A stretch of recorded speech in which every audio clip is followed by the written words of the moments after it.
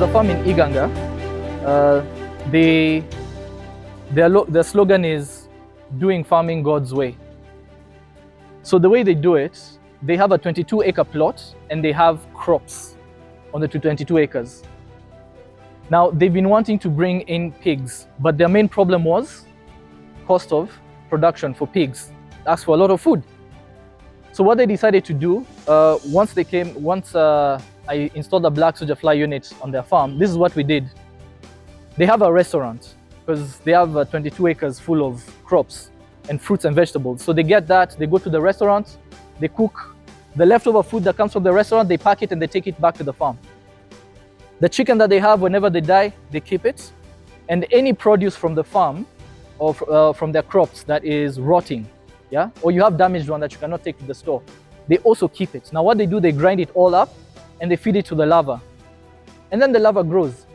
So you can imagine, the moment they started doing that, that's when they brought in the pigs, because now they had a source of protein. I went to visit them a year later. Their pigs had already grown over 120 kilos by then. They didn't buy Mukono, they didn't buy any of those things. Just larva, maize bran, and the ratio was 30% protein and 70% carbohydrate, that's the normal ratio when you're feeding animals, yeah?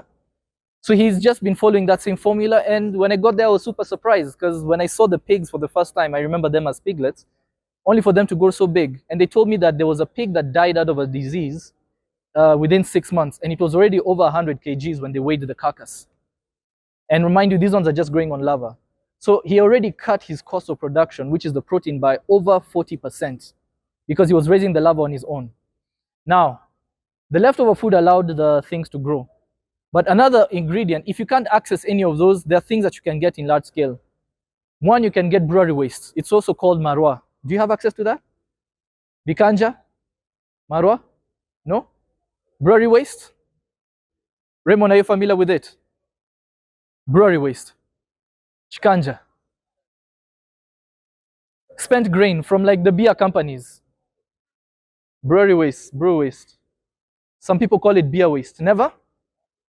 All right, if you have access to that, it will give you great results, because what now that one does, it's full of protein and carbohydrate on its own.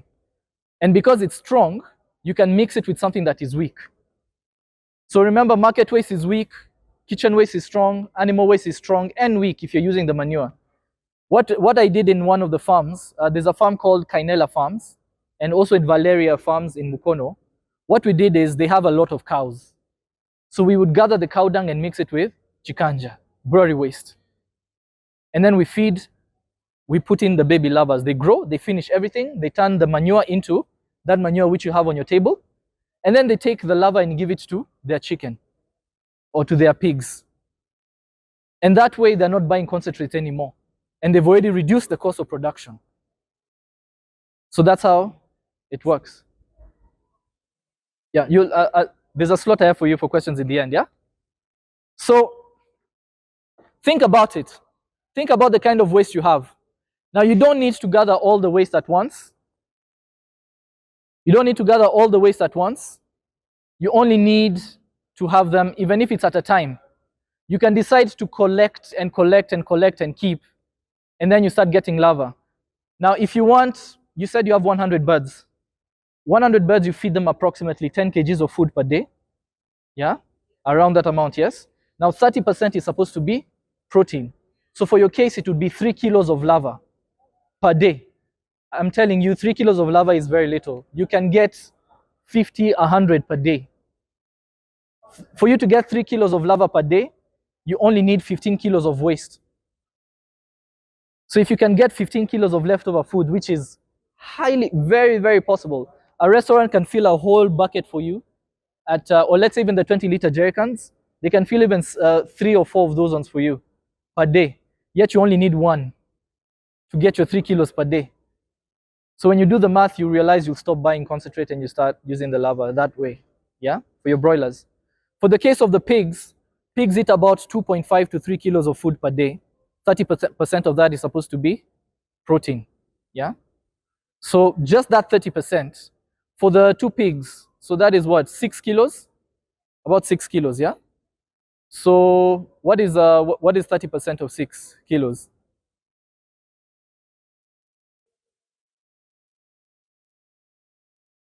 Of head? No? What is 30%? Just do 6 times 0.3. Hmm? So it's, sorry? I didn't hear you. What did you find? 1.8. So Raymond, for your pigs, you only need 1.8 kilos of larvae per day. Per day. And 1.8 is, man, from my experience, it's something you get very easily. Now, these flies are not flies that they're not exotic flies that need to be imported from I don't know which country. They're here with us everywhere, you just don't see them. Because they don't move around as swarms. They move individually. And the ones that you'll end up spotting are the females. I wish there was power. I would have shown it to you, yeah? So, for food, just leave it with me. Yeah? I'm going to collect it. Don't ask questions. I know what I'm going to do. Yeah? You can be at an event, sir, and you have things like this. Don't leave it.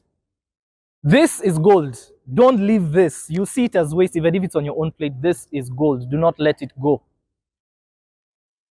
You have this case on your farm. You have dead animals. You have piles of manure. Yeah? Piles of manure there sitting. Or, you know, people have bad luck and your birds die. All of them die. I've seen people tie these, they tie them up in sacks, the carcasses, and then they throw them on the road. When I see that, I say, my goodness, my people die of lack of knowledge. If they knew, they could turn all of this into feed and store for the next stock that is coming. Because you can store it in this, and this can last for over 1 year in store. It doesn't expire that easily. So you can imagine you have access to all of this.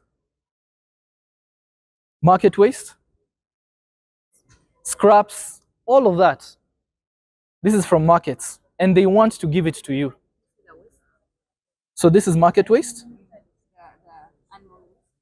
The animal waste. So you have your manure, sometimes you have dead chicken. These things can happen. Yeah. But when it happens to you, call me. Don't throw them. Call me. We're going to turn all of them into food, and then you keep them for the next stock so that it's not a complete loss. What happens? Some people ask me, but my guy, my animal died of a disease. Don't you think if I give it to the larva and then the larva back to the animals, won't this disease be transferred? The answer is no. Don't let anyone lie to you. The answer is no, I'm the one telling you. You can go online, find out through research. Mine is through experience. It has never happened, not even once. Because the black soldier fly larva has a very powerful microbiome, yeah? A very powerful digestive environment. It has microbial peptides. These break down bacteria and they break down pathogens. So anything that died from a disease will be digested with everything else. Yeah? And then you just give the larva straight to the animals. So what the larva is doing, it's taking the nutrients from one thing and putting it in itself so that it can be consumed by something else. It's acting as a media. Because you cannot take a dead chicken and give it to another dead chicken, but dead chicken is still valuable. It has protein. I want to transfer the protein. What do I use?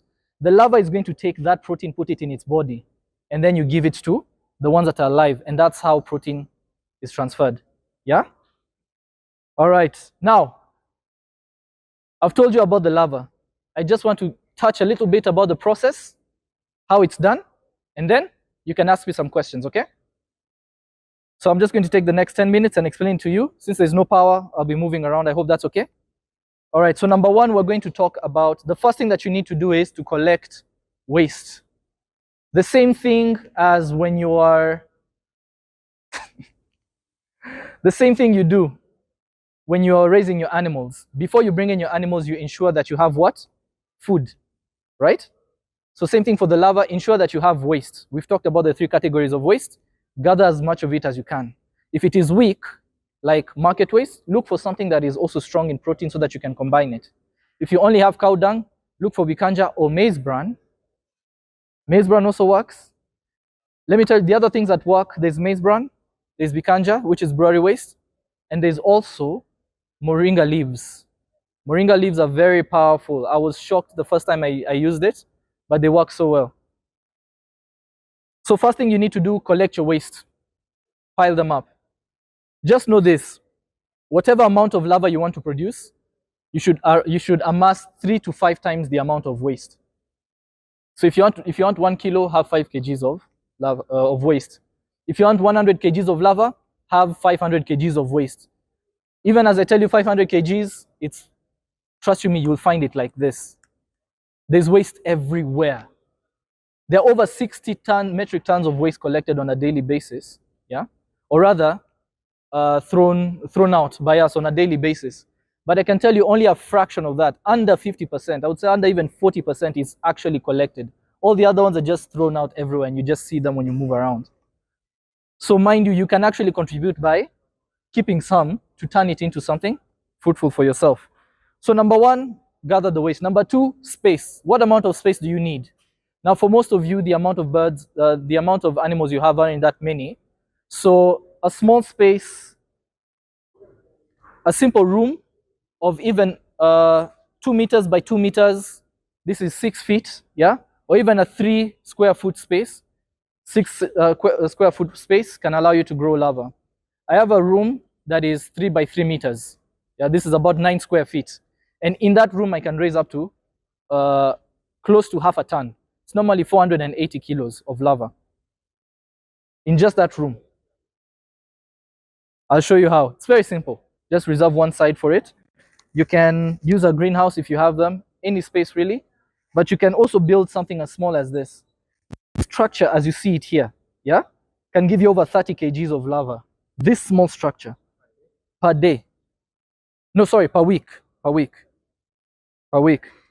it's a very small structure. All you need is a structure that has roofing. So no direct sunshine, no access to the rain, good to go. Yeah? You see this small structure here? It's just a shelf and they roofed it. They're up here. These are the flies. This is where you're keeping the larvae. I'm going to explain to you. All right? So number one, you need, what is the first thing you need? Waste. And it's widely available to us. Second thing you need, space. You can even use a corner of a house. There's a farm actually not a farm, someone's residence in Seta. He has like a corner like this where he used to keep his dogs. He just moved the kennel and we used that space. We used one cage. I have a cage here, I'll show you. Can you open up the cage in the meantime? We used one cage and I built 6 trays for him. Each tray is giving him 10 kilos. The tray is 4 feet by 2 feet. One tray is giving him 10 kilos and he had 6. So that was 60 kgs. Now, 4 feet. This is 4 feet. I'm just giving you an example, yeah? So his whole structure is occupying 2 feet by 8 feet.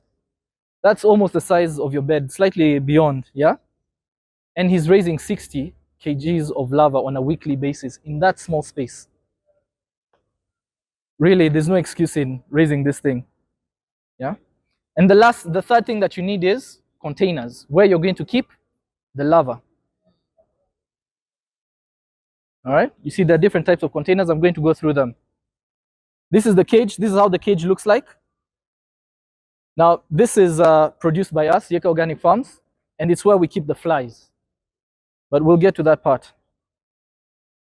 So these are some of the containers that you can use. All right, you can see there are basins, there are cutouts, drums, and things of the likes. Now, the kind of containers that you need for the larvae, don't let that complicate you. You don't need to buy something. Look at what you have at home. Just by raising your hands, who has jerry cans? Empty jerry cans are not using. Awesome. Who? Now, if you don't have any of those, who has caveras at home? You go to the shop every day. Yeah, you have caveras, right? Okay, great. Who has an open soil, open ground? Open ground where you can dig. Even if it's a small space, you do? Yeah. Now, why am I saying all those things? You just need a small, you don't need something complicated or a special tray designed for black soldier fly larvae because they are there. But you don't need something so special to raise them. You can use literally anything you have at your disposal. Even if you have a drum, these big blue drums. Now, for the empty space, you can get a sack. Are you familiar with DPCs? Okay, it's a special sheet you use when you're building. Okay, you've bought concentrates. The concentrate bags are waterproof. You cut that open and you lay it out flat on the ground. Get bricks or even stones or sticks. Make a rectangular frame and then put the sheet on top of it. You have a tray. Put your larva there. How much money does that cost? Only your time. Yeah? So you don't need much to kick this off. Number one, you need waste, which you have. Number two, you need space, which you have, and not a big space. Number three, you need a place where to put the containers or a container. There's a guy I trained, and he's the one who shocked me. I trained the guy, I showed him everything. You know, it's sophisticated. You're starting off, you want to show him all the good stuff. I go and visit him, and I see a bunch of caveras lined up like this. I ignore them. In my mind, I didn't train you on caveras. Lined up. I come and I'm checking up on him. A few weeks later, how's the project going? It's going so well. Come and see, come and see. He leads me towards the caveras. Me, I'm thinking, I know this guy also plants crops. I think he puts seedlings inside. He gets one and then opens and I see larvae. I'm like, my goodness, man. This was different. I had never seen that before. But he managed, and he was raising over 10 kilos on a daily basis for his buds. So I'm like, okay, how much money do you really need to start this thing off? Yeah? So this is the waste put in containers. You get baby larvae. We give you baby larvae and then you put them inside. So this is the waste we've been talking about, and it has been split up into different containers, you see? Yeah? Into different containers. And then you take the larvae and you place them inside. Now, when you put the larvae, what you have on your table, these ones are grown. These ones are ready to be given to the animals. But when they are young, they are smaller than a grain of rice. Really tiny.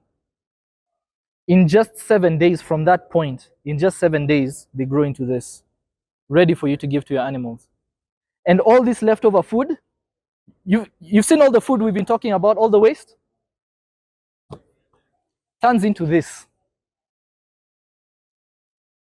So all the waste that smells, yeah, you've taken your intestines, I don't know from where, the leftover foods, you've gotten waste from the markets. Mind you, this waste can even stay for a whole year and it's been rotting there. The larva does not discriminate, it will eat it. So don't wait for like fresh things. If you know that there is a pit that you dug and you are throwing your things inside, just go start with that. They will turn it all into this in 7 days. And this doesn't smell like the waste you know. Exactly. No, not that. What you're smelling is the larva itself. Yeah, the other one. Yeah, there we go. And how do you harvest? Very simple. Can you bring me that the tray and the other one? This is how you harvest. Now, when they're done eating the food, remember it has turned into this. So all you need is just a sieve. Bring this. All you need is a sieve. Yeah. You pour the contents of the container or your cavera inside, which has the larva and the frass. The frass is the fertilizer. You just sift it out. The sandy substance will fall. And then what remains inside? The larva.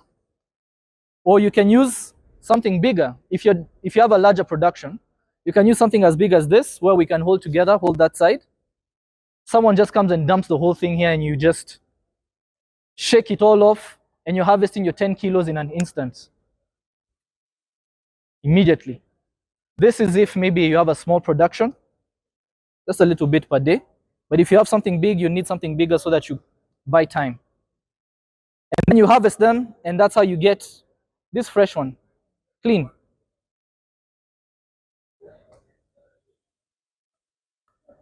So when you harvest, remember it has turned into dust, the food has turned into dust. Number 2, space. Number 3, containers. And then feed on. You have everything you need, yeah? So as Yeka Organic Farms, we also help you kick off the process. We set up black soldier fly units, we train, we do all that stuff. There's still no power, but I had QR codes for you to just get our quotation so that you can see everything you need. But we also have a starter pack for you to go back home with. It's for 150,000. The starter pack has the love cage, which is that for the flies, for you to keep producing the flies. We give you these eggies. The eggies are where the flies lay eggs. Now I only had an hour, I think a few minutes to go. I couldn't go through everything, but you can find us a little bit later and we take you through. So the starter pack goes with the love cage, 4 of these eggies.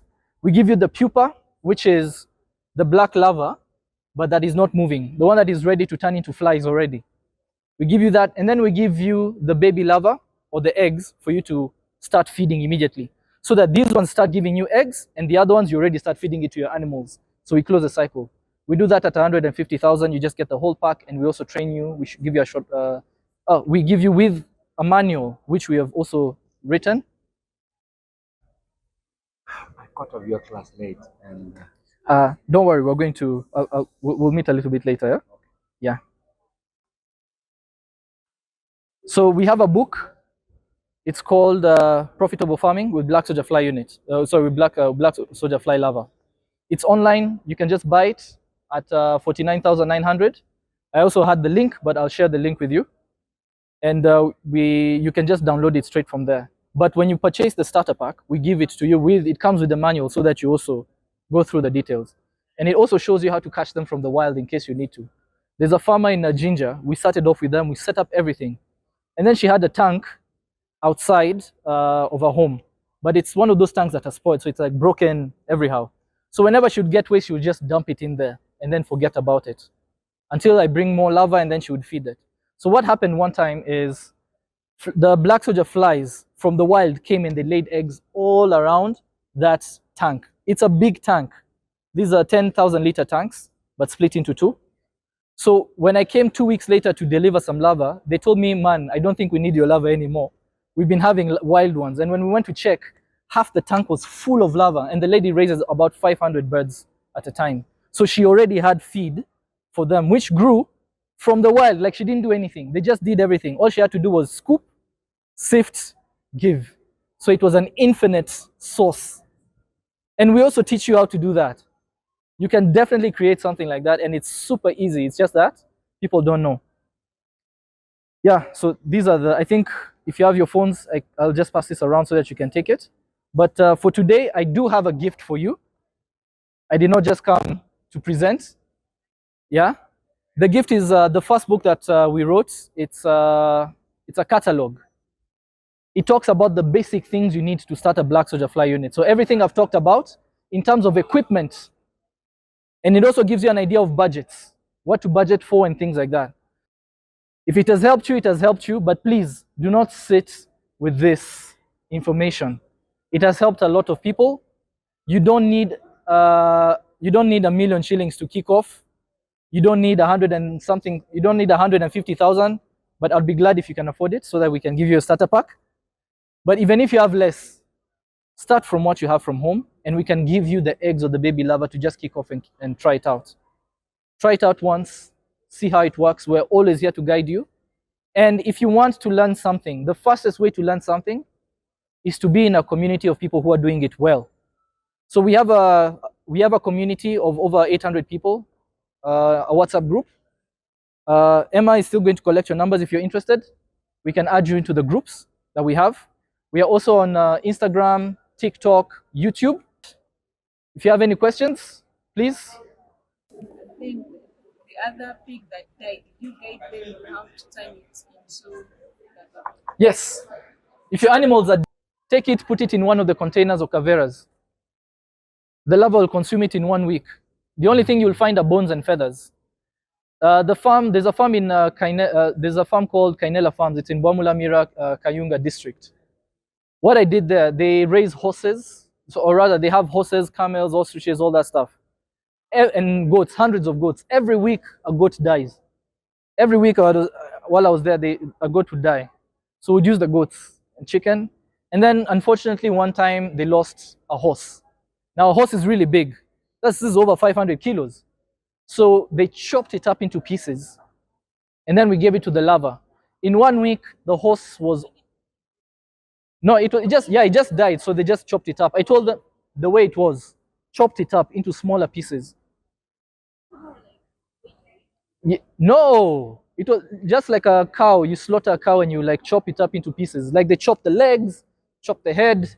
Yeah, you're breaking it up into smaller pieces so that they can fit in the containers that you have. So we did that, and in 1 week, the thing turned into bones. I have a video on TikTok. I documented that part. I put it there for people to see. Yeah, Yeka Organic Farms. You'll find it there. There's a video where I talked about that. Well, you really don't. But the moment the black soldier fly larva is done eating, the smell goes. Yes.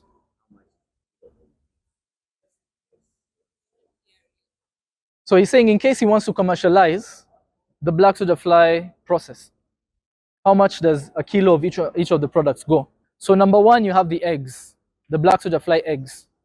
I sell the black soldier fly eggs at 4,000 shillings a kilo. Actually, did you scan the quotation? All my prices are there. You can benchmark out of that. So the eggs go for 4,000 shillings a gram. 1 gram of eggs, really tiny. 1 gram of eggs can give you between 3 to 5 kilos of larva. 1 gram. So 10 grams of eggs can give you between 30 to 50 kgs of larva. From the eggs, that's 2 weeks. From the 5-day-old, the baby larva, 1 week. The larva in its grown stage, at this stage, people want to just buy the larva fresh and give it to them. I personally sell that at 3,500 per kilo. Some people sell it for less. It depends on everyone's cost of production. Because remember, your waste is different. If I'm buying Wikanja and you have a restaurant where you're getting your leftover foods, our cost of production is different. So I base mine on that. Others base on others. When they finish eating everything, you have the fertilizer, the frass. I personally sell it at 1,000 shillings a kilo. People sell it at less, others sell it at a higher pricing. It depends. So those are the major ones. There's also the pupa, the one that you put inside the love cage to give you eggs. Us, we sell a kilo at 25,000. Others sell it at different prices. Yeah. Farmers, many of the ones who are producing larva have not given thought in creating a formula. The bigger the larva is, the higher the quality. Now, some of the problems that these people face is they use different waste every now and then. The batch that I've produced today maybe comes from market waste. And you buy it from me, and it works slightly. My next batch I'm going to use leftover foods, and the protein concentration goes higher. You use it, your buds grow perfectly. You're like, wow, this is magic. The next time you come, I used cow dung. My larvae have not grown so well, so the concentration has gone down. You use it, you tell me, man, your things don't work. What is happening?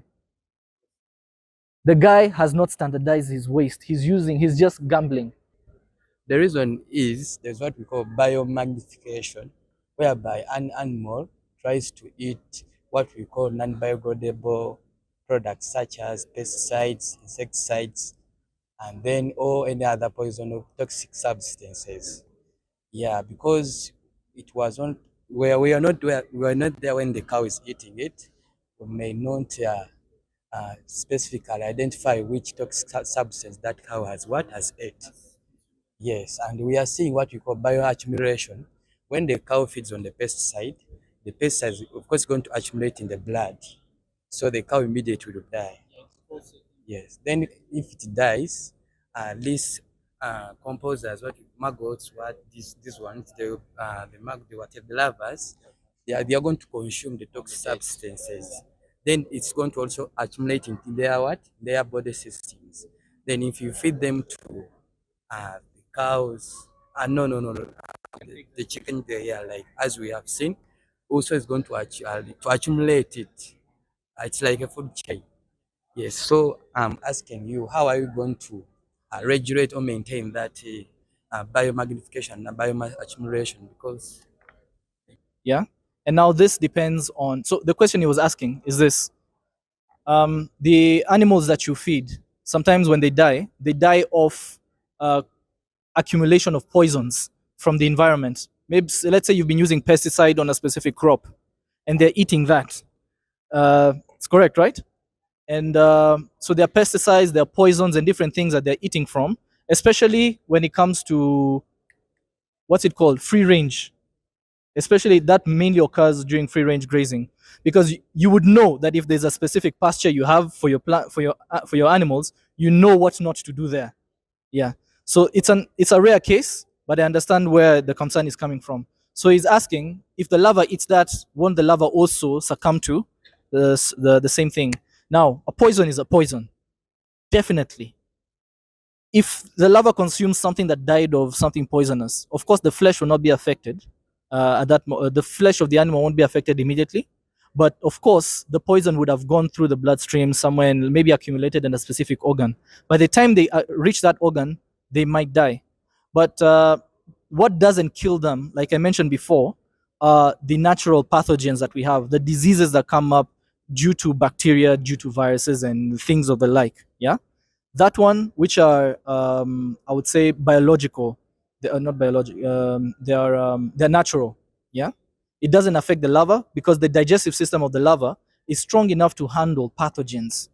But now, when it comes to chemically designed toxins, specifically designed to kill insects or fungus or things like that, of course, that is going to affect the larva itself because it is a living organism. So it all now comes down to control. I've had cases where someone has gotten waste from, let's say, a specific place in the market, and that waste was pumped with pesticides or poison to maybe kill the rats that were there. Now you bring that to your farm, you give it to your larva, you've been growing a nice, beautiful colony of 500 kilos, you're showering in larva. Please don't imagine it.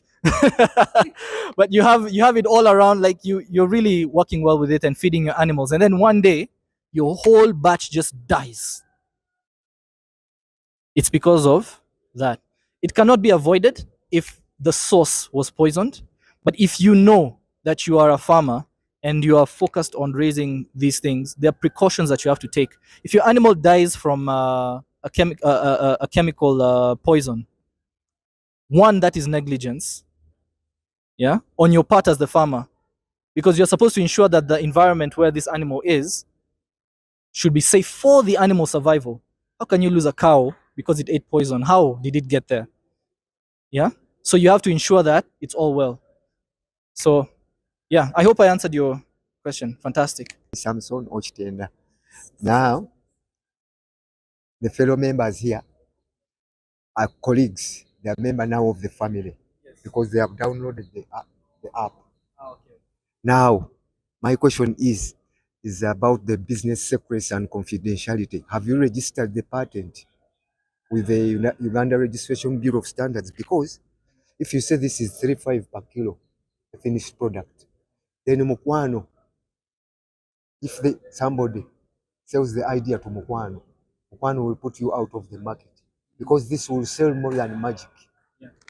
Okay, so you will have to go to the Registration Bureau of Services and then register the patents. Yes, thank you for that concern. Now, this cannot be patented because it's naturally happening everywhere in the world. It's like patenting how to feed a cow off grass. It's difficult. Everyone is doing it. Yeah? It's the same thing. This is an insect that is widely available to everyone, and they do the same thing everywhere. What I have done specifically is create formulas that can work. Maybe patenting a formula. But now when I'm training you, yeah, of course I don't give you my specific formula, because even if you try using my formula, you will fail. Do you know why? Because you don't have access to the same waste as I do. So it's very difficult for you to copy me. Yeah. That's why I freely give out this information, because even if I produce it, you're never going to do it the same way as I am. And the formula that I use for my larva is not going to be the same as yours. Number one, you have cows. That means you have access to cow dung. I don't have cows, so I don't have cow dung. Our formulas immediately are different. Yeah? So anyone can do this. The only difference is now how you decide to go about it, what your business model is. Now, yeah, if you pay attention, you can see a business model, maybe copy that, but that also takes you so far. Yes, what do you do with the eggs? Because now the baby these, they cost 40. The eggs 4,000. So what do you do with the eggs? It starts from the eggs, and then the eggs hatch. The eggs hatch into baby larva. They grow into baby larva. Then the baby larva is fed to the waste. Now, the eggs, yes. No, she saw the larva. She just ran away.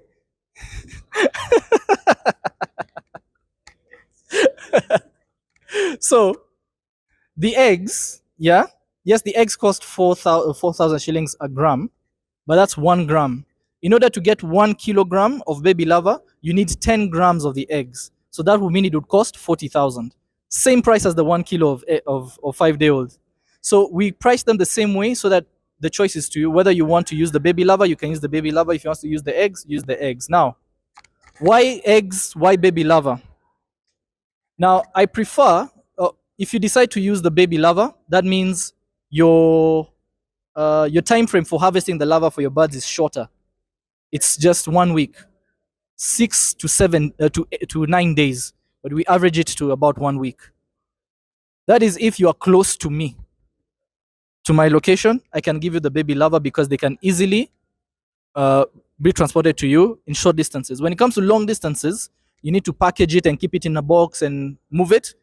Number one, they die easily because amongst themselves, they generate a lot of heat. So when you keep them in a closed box, they will suffocate. If you put holes on the box, they will escape. So it's very inconvenient to transport baby larva in far distances because we deliver all around the country. We've delivered in corners of this country that I've never heard of. So when it comes to delivering in far distances, any place that takes at least a 3-hour journey or more, we deliver eggs because the eggs can survive for days. 3 days on the road, the eggs are okay. You can even keep it in a small pack in your pocket. No one will know. Instead of moving with 1 kilo of eggs of a 5-day-old, you move with 10 grams of eggs, which are so few you can just keep it in your handbag and you move with it. No one will know. Yet you're carrying 50 kgs worth of food right there at that point.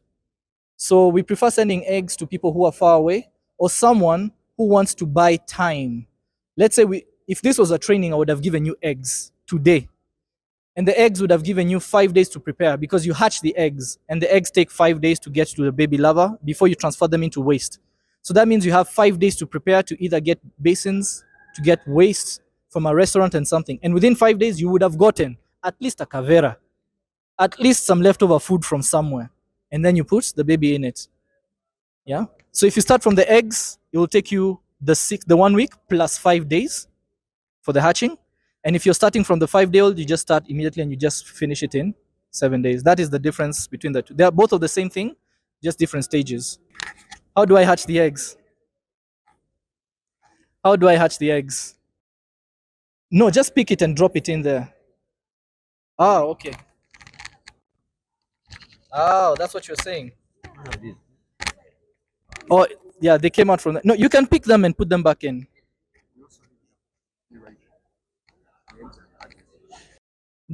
This is how the black soldier fly in the wild behaves. The female is going to move around and look for a source of waste. It's going to look for something that smells. I call these guys nature's cleaners. That's their job. They move around the world, except in cold parts of the world. Yeah. So Antarctica, forget that. They're in the tropics, subtropics, equatorial area. Yeah. So what they do, they move around and they look for places that smell. So whether it's an animal carcass, whether it's feces, whether it's rotten fruits, rotten vegetables, rotten anything, they look for that place, and then they lay their eggs. Now they lay their eggs around or above the thing that smells. They never lay the eggs inside, around or above. So the eggs never come into direct contact with the wet substrate. Never. If it's a dead animal, they might lay the eggs on like the skin somewhere dry and hidden, instead of the open flesh, which is what the housefly does. So that when they hatch, they just crawl into the thing or they fall into that part of the waste. Now, the reason they don't lay the eggs in a wet substance is because when the eggs come into contact with something wet, the eggs rot and they die. So that's why they need somewhere dry. So we provided these are eggies, and in between, yep.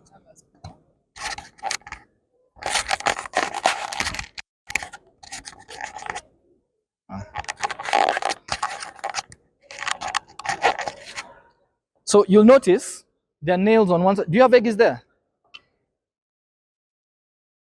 This is how they look like. They removed it, yeah? Oh, I brought it from there. It's okay, I have mine here. Here. So the way it works, the flies look for spaces that are dry and hidden where they can lay their eggs from. So what these do, they mimic what they do in the wild. So we provided a space for them. So if you notice, one side has nails, the other side is flat. So you put the part that has the nails against the part that is flat, and when you put them together, it creates a space for them. And this is where they lay eggs. Now they don't enter there and then lay eggs. They only insert their abdomen. What is the part? What is that part called of the insect?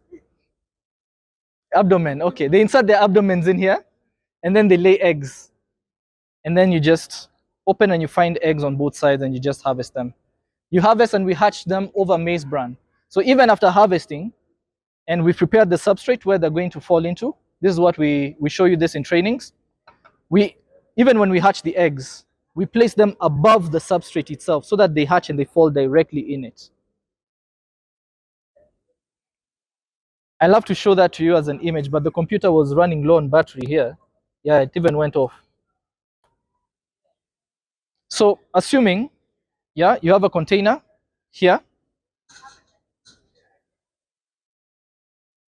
All right, that is the container, that blue thing. Yeah, you have substrate inside. Maize bran mixed with water. This is to hatch the eggs. I put the substrate up to somewhere here. Yeah. Now I take the eggs. There are two ways I can hatch the eggs. Either I take the full eggy, the full eggies as they are, and I place them above here, so that they hatch and they fall inside and they start feeding. Or I remove the eggs. I extract the eggs from these so that I can return this into the love cage. The cage is called the love cage. You can guess why. We're not children. So, or you can harvest them and then you look for a way to place the eggs above this thing. So you can get a net, a mesh, a metallic mesh that has very small, they're called what? Mosquito metallic meshes. Like the ones they use for ventilation, they're very small. You put the eggs on top of that, and then you put that mesh on top of something. You can decide to take sticks to put them in, or you can put them up here, and then you lay it out here. You can put it like this, and then you lay it out so that they just fall in. You don't put the thing directly in contact with the substrate because they will die. Above, they hatch, they fall, they eat everything. In 5 days, the maize bran has turned into powder, the larva has grown big. You just take that, transfer it into the next waste. Moist. Yeah, because that's where they also get their water from. They finish that, and then you move them to the bigger waste. They finish that, yeah. At that point, they'll be called 5-day-old larva. You take that, you transfer that, and then after 1 week from there, your chicken are happy. 5 more minutes. Just questions and answers. Comment. You've done the training so well. I've attended a BSF training before, but now I feel I can go back and train even more people. Yeah. So just a question. You mentioned that there are people that you still supply the larva to, your farmers. Is there a way you also teach them to be sustainable so that once you give them the package, they continue producing on their own? Yes, most of our packages are sustainable packages. And multiply it. Also scale up so that you're not dependent on commercial feed.